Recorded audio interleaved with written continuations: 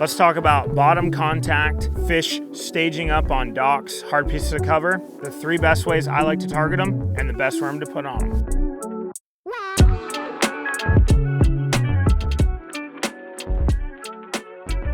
So basically what we're doing is, you know, these fish we're thinking about being pre-spawn, but then we had a front come through, but they're some fish in some of, you know, these sloughs, some of these smaller creeks and stuff. And, you know, the females that are in the pre-spawn areas are a lot harder to catch. So we slid into these areas and we're slowing down with a free rig, Neko rig, Bubba shot, just kind of picking around, you know, these docks, these little like guts, there's lay down trees, a bunch of different targets that these fish come in and stage on before they think about spawning. And these are just easy ways to slow down and get bites. So if I'm fishing some deeper areas and there's some suspended fish, I go for the Bubba shot or the Neko rig. If I really want to slow down and you know, fish around some of this flooded stuff or just really, really slow, I like that free rig.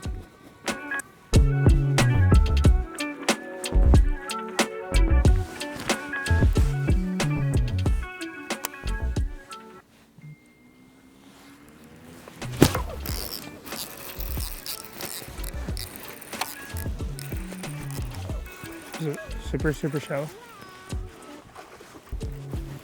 Don't see. Oh God. Pitch it up on the dock, and as soon as it landed, you start swimming off with it. A beauty, chunky little bass here. Absolutely beautiful fish here. Crushed the free rig. That was sweet. Thank you, buddy.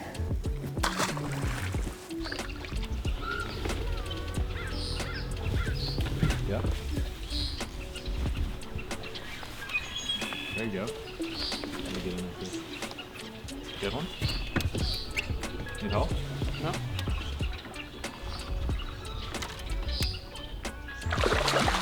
There you go. There you go. Nice, dude.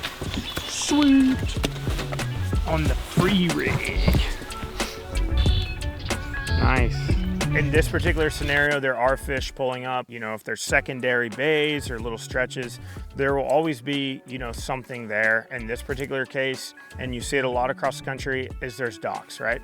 So there's certain stretches of docks, or, you know, maybe it's lay down trees, whatever it may be that these fish stage on to go in. Sometimes a moving bait can be a little too much. So there's 3 bottom contact techniques that I use to just slow down and get bit, but I can also fish them a little faster. And I'm gonna show you a couple beefy ways to present these baits and not have to use a spinning rod. So the first one, a free rig. There's so many videos on our channel about a free rig. We can't stop talking about it, and that's because it is one of our go-to techniques all over the country. Smallmouth, spotted bass, largemouth, light line, heavy line, beavers, worms, it doesn't matter. Wherever we take this thing, it gets bit. In this particular scenario, using it on bigger gear, casting gear, 7.2 heavy rod, going 16-pound line. We've showed you this. I assume everyone is doing it by now, but if you're not, you need to put a bobber stop or some sort of stop in front of your line. And that, you know, inhabits that weight from going all the way to your knot and preventing fraying or break-offs on hook sets. This particular one is the Zalts, so it's just a more of a ball, kind of covers it a little bit better. You can use any sort of bobber stop. Zappu, 3/8 ounce. Free rig weight, always been my go-to weight. The Ryugi ones are really good as well. I just like that black weight. Hook, that's just a Zappu Bellows hook, one of our go-to free rig hooks. You know, we'll use it for the beaver, we use it for the worms, it doesn't matter. That's just my go-to free rigging hook. On all 3 setups, okay, I'm running my new favorite go-to worm, and that is the O.S.P Dolive crawler. Comes in a bunch of different sizes, 4-inch all the way to a 9-inch. Nothing crazy, it's just another worm, but it does have a couple key features that I like. A lot of these rings, you know, will hold water and, you know, just kind of make a little vibration when you're dragging this thing around. It's designed for a Neko rig, so it has a thick head, so you can put a nail weight in it, and also, you know, a body where it has the markings for a band. So here it is on a Neko rig. I'm fishing a big Neko rig. This time around, I like a bigger profile, heavy. I'm going like a 1/4 ounce weight. You know, I'm throwing on 20-pound line, really just power fishing this thing around structure. And that's the 9-inch O.S.P Dolive crawler. Just throwing a Neko hook and just a band on there, clear band, 1/4 ounce weight. You can put multiple in there if you want to go tungsten. I just threw that, you know, that single big one in there. Slowing down doesn't necessarily mean that you have to go to a, you know, light line and, you know, a small worm. You can beef up your tackle. You can beef up your tackle and still slow down and get those, you know, those really finicky bites. You know, that's a 9-inch worm and you're catching 2-pounders on this thing. So don't be afraid of the size, beef up your gear and catch big ones. All right, one more, been a staple in my arsenal for a long time, especially on the West Coast. You've seen a lot of success on places like the Delta, Clear Lake, with a Bubba shot.